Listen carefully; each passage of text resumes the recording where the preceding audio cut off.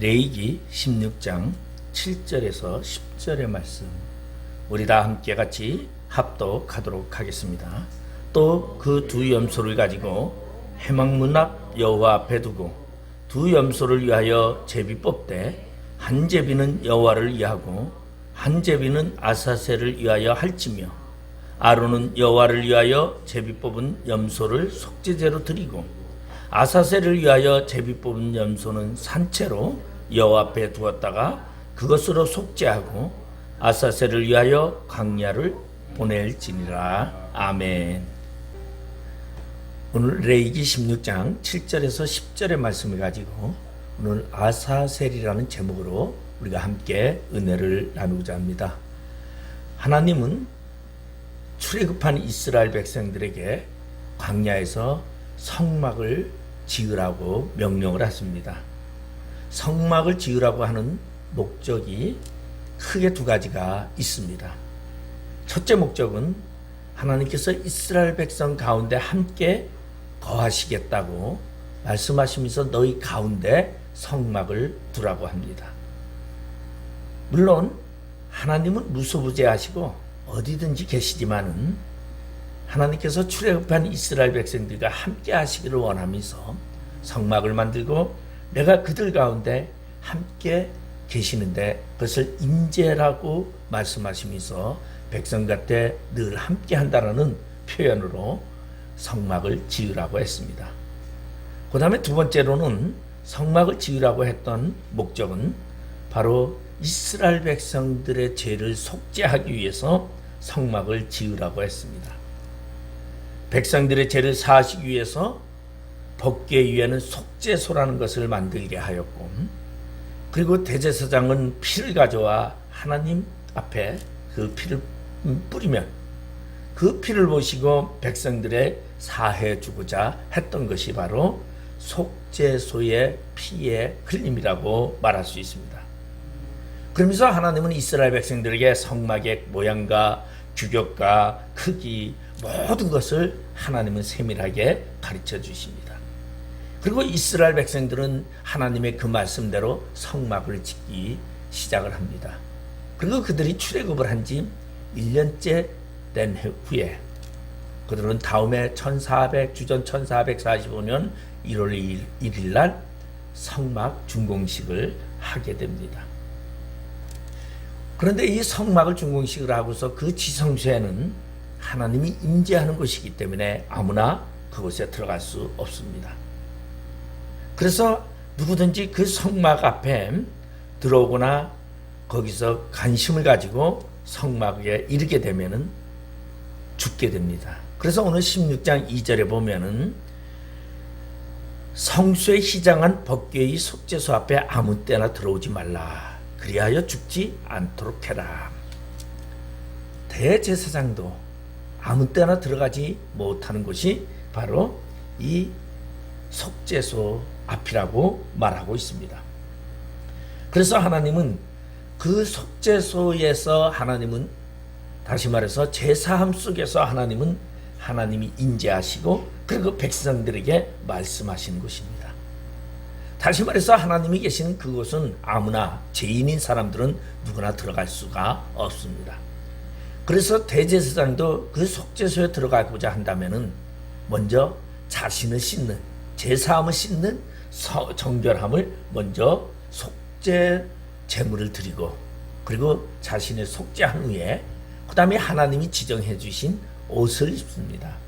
그것을 에봇이라고 말하는데 그 거룩한 옷을 입고 그리고 1년에 한 번 다시 말해서 유대력에 따른 7월 10일 날 대속죄일 날 온 이스라엘 백성들의 죄를 사함받기 위해서 그 속죄소에 들어갈 수 있다라고 말하고 있습니다. 그래서 대제사장 아론이 지성소에 들어가기 위해서는요, 먼저 거룩한 물로 그의 몸을 씻고 그리고 거룩한 옷을 입어야 합니다. 4절에 보니까 거룩한 세마포 속옷을 입으며 그렇게 말하고 있어요. 그리고 거룩한 옷이라 물로 그의 몸을 씻고 입을 것이며 그렇게 말하고 있어요. 그러니까 속죄소에 들어가려면은 먼저 자신의 모든 것을 씻고 몸을 거룩한 물로 씻고 그리고 거룩한 옷을 입고 그리고 하나님의 속죄소에 들어가야만 했습니다. 왜냐하면 그 지성소는 거룩한 곳이기 때문이죠. 그래서 그것은 그 옷을 우리는 뭐라고 하냐면 에봇이라고 그렇게 말합니다. 그리고 대제사장은 거기 들어갈 때에 대속제물을 가지고 그리고서는 지성소에 들어가서 그리고 피를 그곳에 뿌립니다. 근데 그 대속제물을 숫염소 2마리 5절에 보니까 이스라엘 자손의 회중에게 속죄제물을 삼기 위하여 숫염소 2마리와 번제물로 삼기 위하여 숫양 1마리를 가져갈지니 이렇게 이제 그러면 숫양은 무엇을 말하고 있냐면 숫양은 자신의 속죄를 위해서 드리는 속죄제입니다.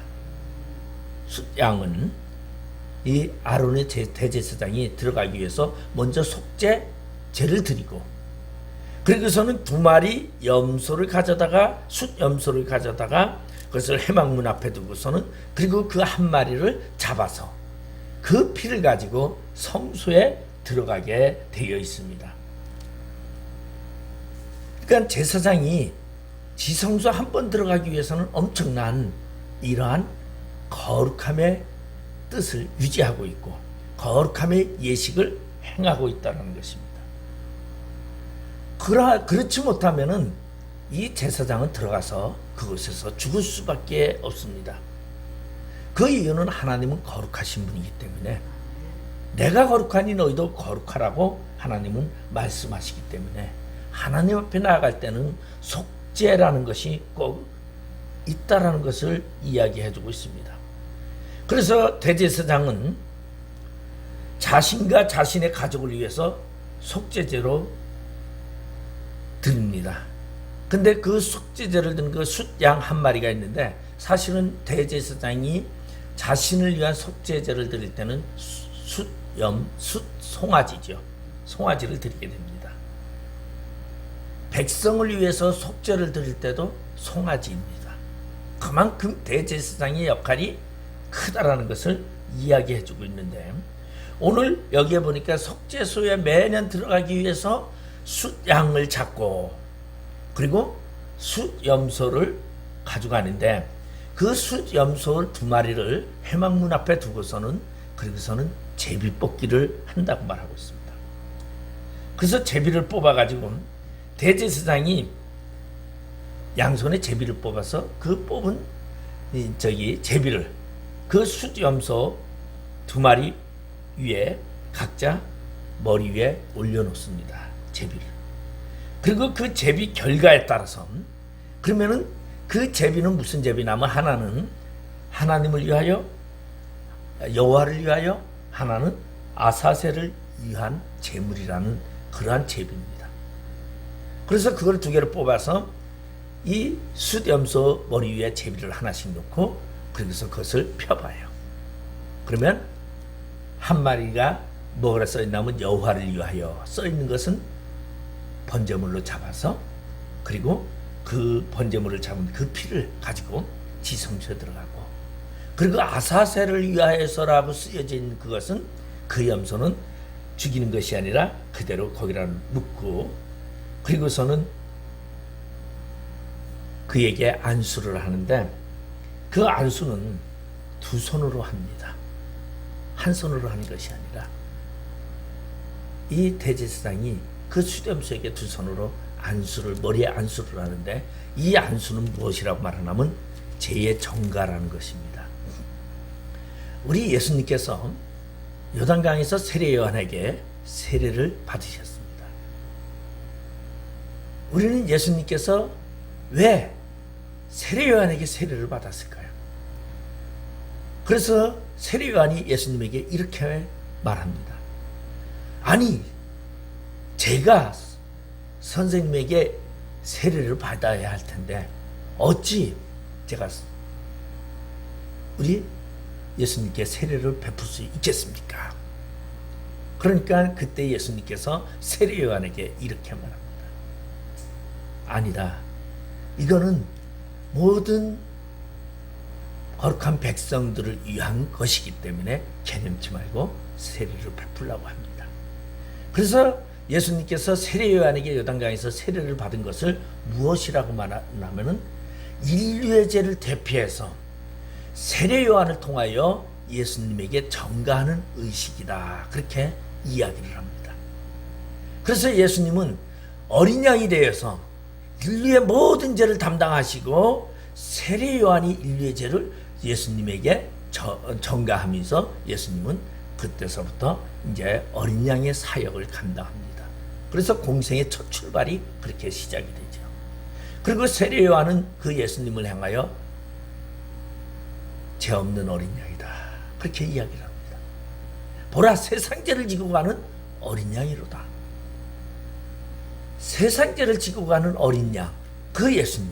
그리고 오늘 이 아사세리를 위하여라고 하는 염소는 이스라엘 백성들의 모든 죄를 지고 가는 그러한 염소를 말해주고 있습니다. 그래서 이 염소를 이스라엘의 모든 죄를 담당하고 그리고서는 그 염소를 광야로 쫓아내는 것이 산채로 내보내는 것입니다. 오늘 본문 10절에 보면 아사셀을 위하여 제비 뽑은 염소는 산채로 여호와 앞에 두었다가 그것으로 속죄하고 아사셀을 위하여 광야로 보낼지니라. 대제사장이 죄를 전가할 때에 굉장히 아사셀에게 이 수염속에 엄숙하게 합니다. 두 손으로 죄를 전가하는 그 모든 특별한 의미가 그 속에 담겨 있죠. 그리고 이 아사셀이라는 이 염소는 미리 정해진 사람에 의해서 끌려서 광야로 끌려갑니다. 그리고 광야 깊은 곳에 끌려가서 그런 광야에 버려지게 됩니다. 바로 이 버려진 이 염소는 이스라엘의 모든 불의를 지고 광야로 사라진 것입니다. 다시 돌아올 수 없는 곳에 버려진 것이죠. 만약에 이 염소 보고 혼자 나가라고 하면은 이 염소가 혼자 성문 밖에 나가다가 멀리 가겠어요? 성문에서 맴돌겠지요. 언젠가는 들어오려고. 그렇기 때문에 다시는 돌아오지 못하게 하기 위해서 광야 먼 곳으로 보내진다. 그렇게 이제 말하고 있습니다. 그 광야에 버려진 이 염소, 일부는 이 얘기를 가지고 아사셀은 우리 예수 그리스도의 십자가의 사건을 배상설이라고 말하는 자들은 아사셀은 광야에 살고 있는 사탄이다. 그래서 그 사탄에게 내어줬다. 그러니까 죄를 좋아하니까 죄를 사탄에게 주기 위해서 아사셀을 염소를 보냈다. 근데 그렇게 말하는 사람도 있고 학설은 여러 가지가 있습니다. 근데 저는 그렇게 이야기하지 않습니다.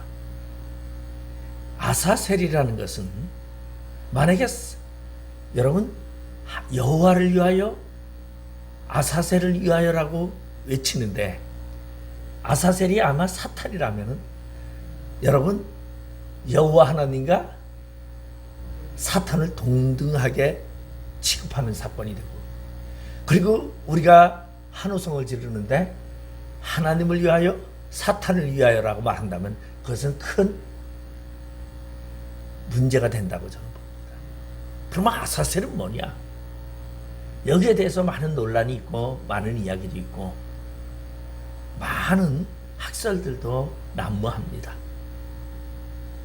많은 분들은 그렇게 사탄에게 내어준 바 되었다 이렇게 표현하는 사람도 굉장히 많지만 저는 절대적으로 그렇지 않다. 뭐냐? 아사셀이라는 것은 하나님의 공의를 말합니다. 하나님은 절대적으로 어떠한 분이시다? 민수기에 보면은 하나님은 사람이 아니시기에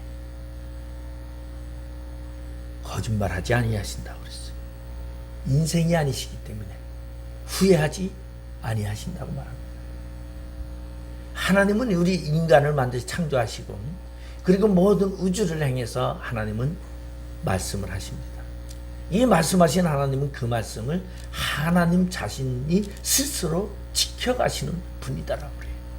그래서 우리는 그 하나님을 신실하신 하나님이라고 그렇게 표현하고 있습니다. 하나님은 이 땅에 공의를 발표하셨어요. 죄를 지은 자에게는 심판을, 그리고 하나님의 구원에 이른 자에게는 삼극과 모든 좋은 것으로 함께 하신다. 그 하나님의 공의를 선포하신 그 하나님은 그 공의의 대가를 바로 인류가 지은 죄를 사함으로 하나님의 공의를 세우는 사건이라고 말합니다. 그래서 이 아사셀이라는 이 뜻을 영어로 말하면은 스켈디 고우트라고 이렇게 말합니다. 희생양을 말하고 있는데, 그래서 이건 이제 이 영어의 뜻으로 표현하면은 광야에는 아사셀을 보내던 것은, 광야에는 뭐가 맞느냐? 이 악한 영들이 많이 있다라고 생각을 합니다. 그러니까 대부분이 광야하면은 버림받은 거, 죽음이 있는 거, 사망이 넘치는 거. 그러니까 죽음의 곳에 무엇을 던진다? 죄를 던진다라는 것이. 또 이 아사셀이라는 이 원뜻을 풀어보면은 전적인 멸망이라는 뜻이에요. 그리고 또 바위 투성이 낭떠러지기, 그렇게 표현이 되어 있습니다. 바위 투성이 낭떠러지기. 그러면 죄를 이 광야로 던져졌을 때, 이 사망의 곳에 던져졌을 때 죄가 영원히 없어지는 거죠. 사망이죠. 이건 뭐라 하냐면 우리는 예수 그리스도를 아사셀 어린 양이라고 합니다. 예수님은 어떻게 하시냐면 바위투성이 낭떠러지긴 골고다 십자가의 사건에서 우리의 모든 죄를 다 소멸시키셨습니다. 그러니까 이스라엘의 모든 백성들의 죄를 아사셀 이 수렴수가 몰고 가서 광야에서 덩어리 낭떠러지게 해서 그가 뭐 살는지 죽는지 모르지만 거의 많은 사람들은 광야에서 죽는다라고 표현하고 있어요. 죄를 지고 죽는 겁니다. 그러니까 죄를 담당했다라고 말하고 있어요. 그래서 예수 그리스도가 우리의 죄를 담당했다고 우리는 아사셀을 예수 그리스도의 표현으로 우리는 많이 상징하고 의미하고 있습니다.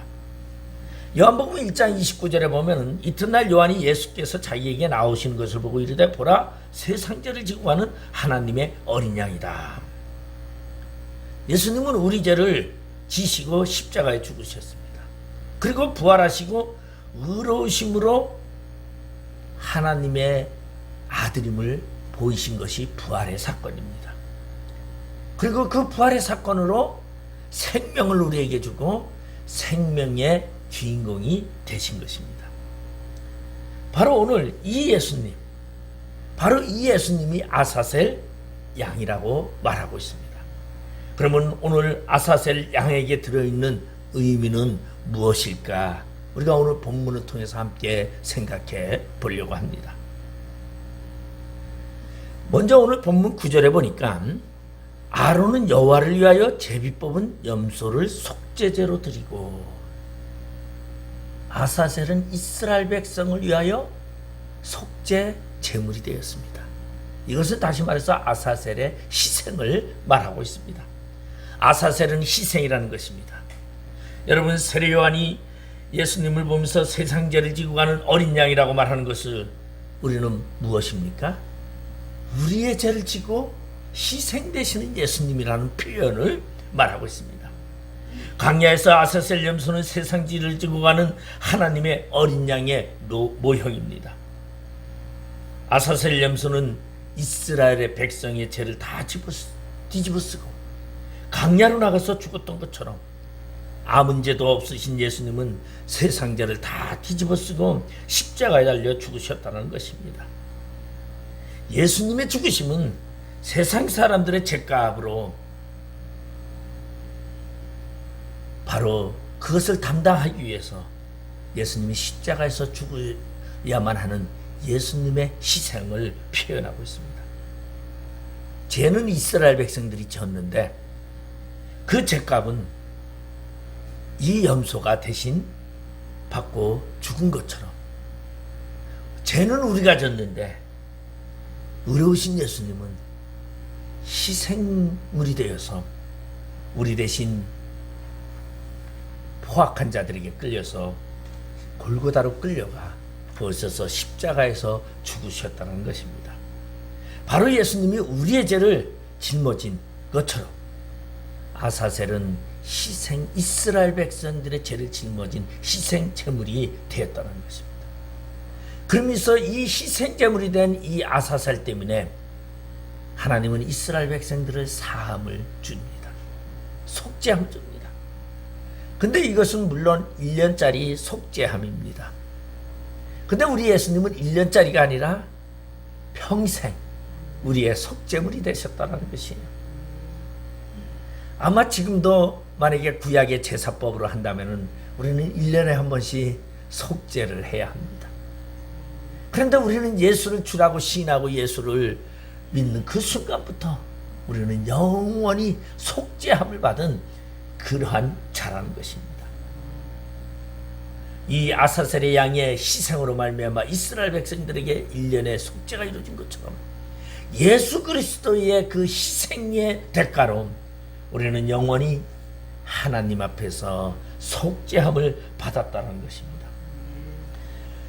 피가 없이는 대제사장도 지성소에 들어갈 수 없습니다.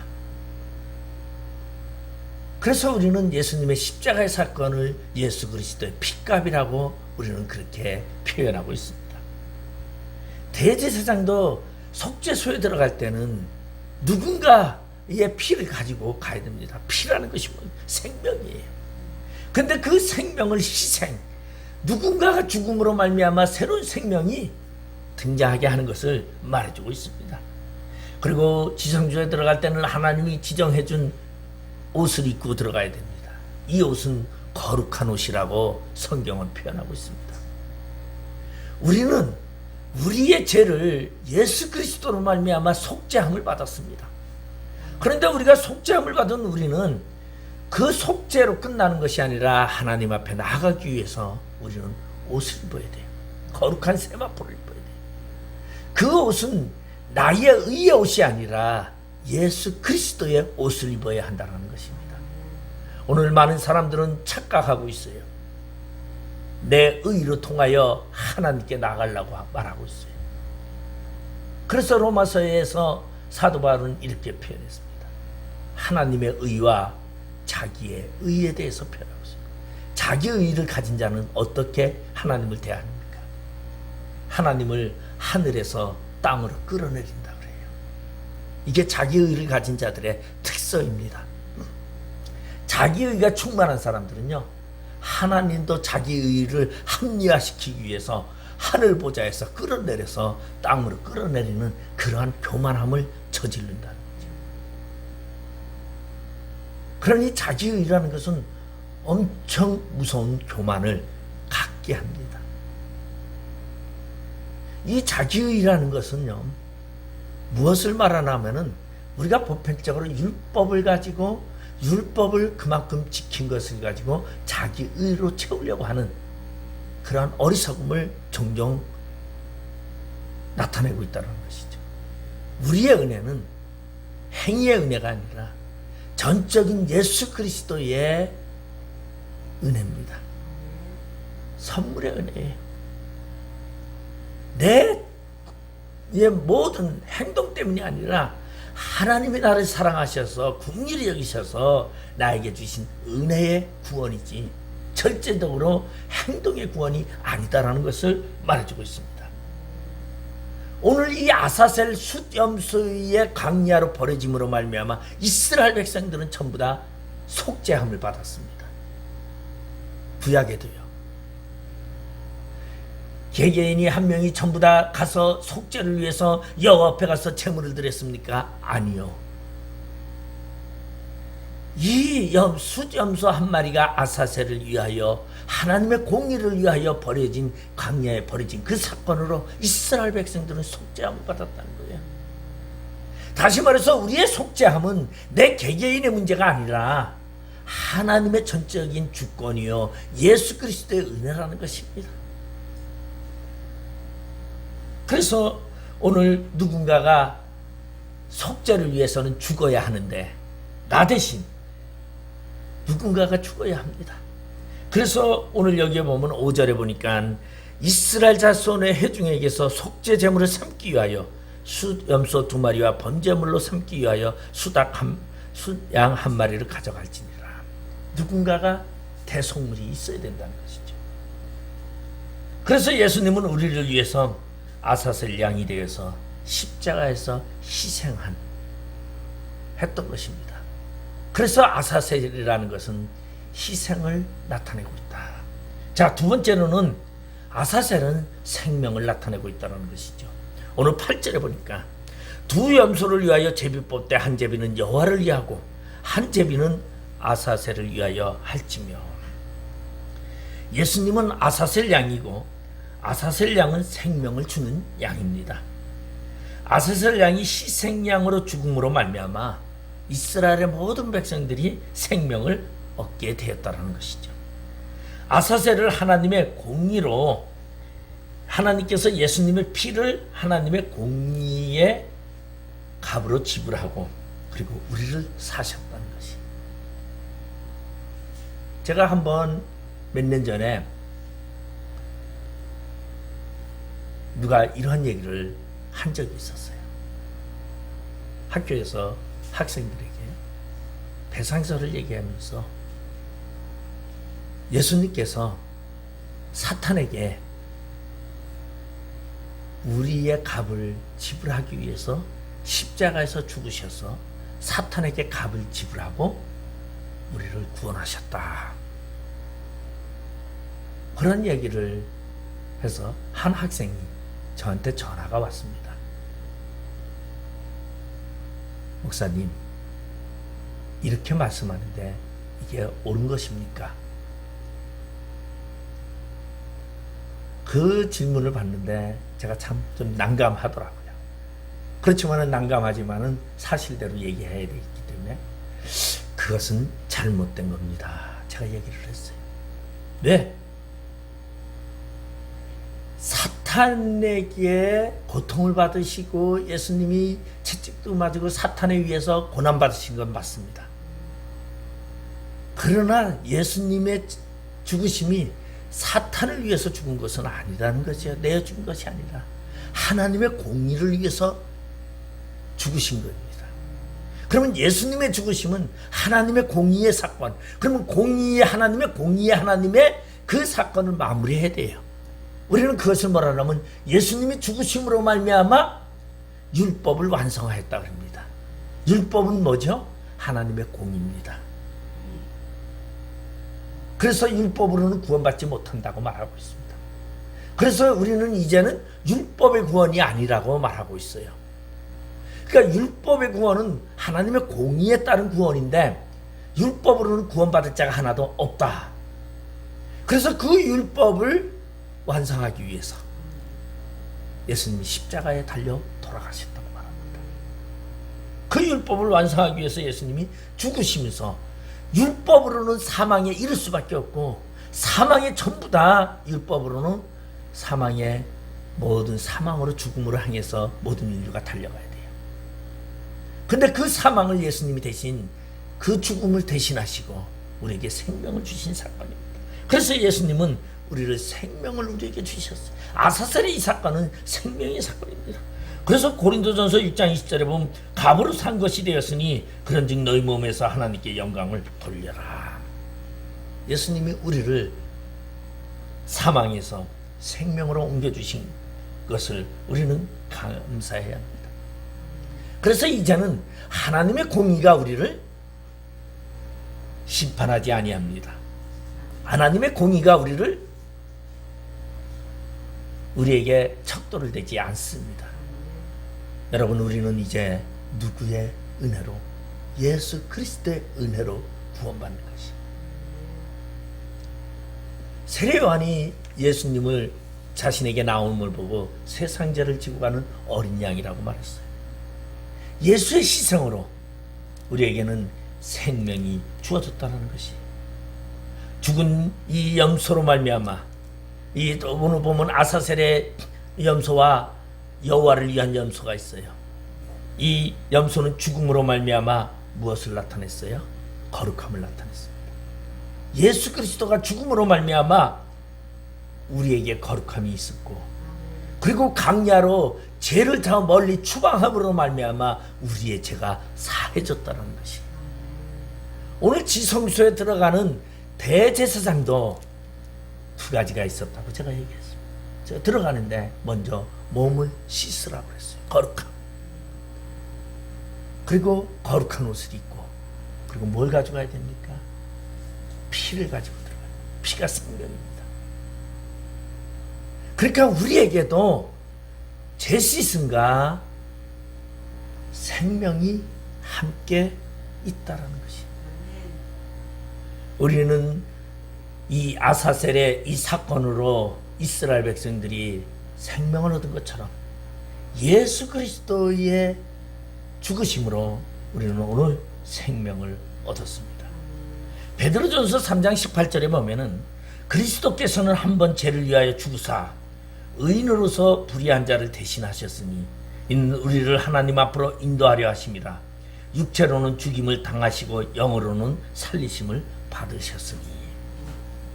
바로 예수님은 죽은 염소로서 십자가를 서 죽으셨고 산 염소로서 의를 완성시켜 우리를 하나님과 연결고리를 만들어 주시고, 그리고 우리 죄를 사하시면서 하나님의 백성 되게 하셨다는 것이.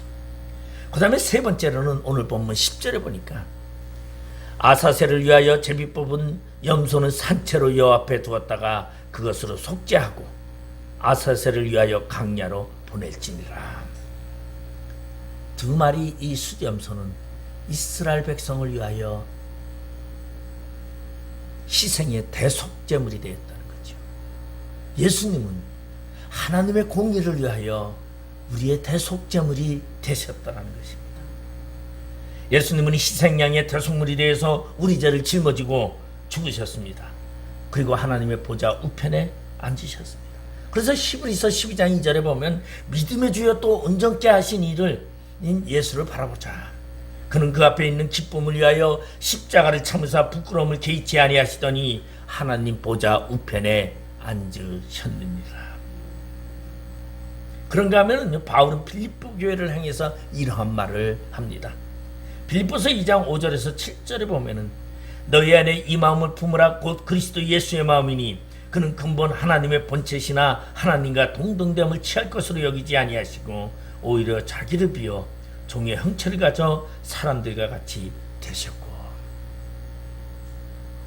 제가 지난 금요일 날 설교를 친구의 사랑이라는 요한복음을 15장 말씀을 했습니다. 친구가 누구냐? 그리고 친구가 무엇이냐? 제가 그 얘기를 말씀드렸어요. 예수님이 우리의 친구가 되기 위해서 하늘에서 보좌를 버리고 우리에게 온 것이 와서 우리를 친구 삼은 게 아니라 우리를 하늘로 끌어올려 예수님과 동등하게 친구 삼으셨다는 이야기를 제가 했습니다. 예수님은 우리를 대속하신 그 사건으로 우리를 그냥 인간의 존재성으로 둔 것이 아니라 신의 존재성으로 우리를 등급시키셨어요. 믿으세요. 우리는 이제 무엇이냐? 생명을 얻은 우리는요, 예수님과 같이 우리는 모든 것을 가진 자입니다. 아까 우리 기도하던 우리 강교사님이 요한계시록 12장 10절에 그 말씀을 기도하시는데 하셨어요. 그게 주님이 주신, 우리에게 주신 능력이요 권세요 구원이요 하나님의 천국이라는 것이 주님 것을 우리에게 주셨어요. 그것은 뭐냐면 대속의 사건으로 말미암아 우리와 동등하게 주님께서는 우리를 부르셨다는 것이. 그래서 우리는 이제 이 예수님의 대속의 사건으로 우리는 무엇이 됐느냐? 하나님의 거룩한 백성이 되었고 하나님의 아들들이 되었다는 것이. 오늘 우리는 이 아사셀로 통해서 이스라엘 백성들이 속죄함을 받은 것처럼 아사셀 대신 어린 양이신 예수님이 우리의 죄를 담당하시고 우리를 하나님의 공의를 위하여 십자가에 친히 달리사 죽으시면서 우리를 생명으로 인도하셨습니다. 오늘 생명으로 인도하신 그가 예수를 위하여 우리는 감사하며 찬양하며 우리의 인생 삶 속에 날마다 주님께 찬양하며 살아가시는 우리 모두가 되시기를 주님의 이름으로 축원드리겠습니다. 기도하시겠습니다. 아버지 하나님 은혜를 감사드립니다. 우리를 위하여 십자가에 죽으시고 우리에게 생명을 주신 그 예수를 찬양하며 우리가 살아가는 인생 동안에 언제나 주를 바라보며 주님께 영광을 돌리는 귀한 믿음의 생활이 우리 안에 있게 하여 주시옵소서. 예수님의 이름으로 기도드리옵나이다. 아멘.